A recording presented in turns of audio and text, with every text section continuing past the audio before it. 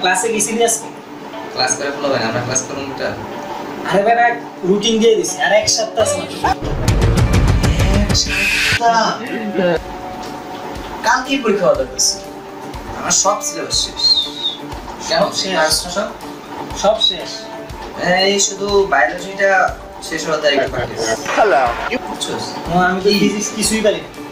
রসায়ন বই নিয়ে এসে বুঝতে ফিজিক্স পাস, এটা বললো না, এটা রসায়ন বই, ঠিক আছে? আচ্ছা অর্জুন, এই জিনিসটা ব্যাখ্যা করতে পারবি?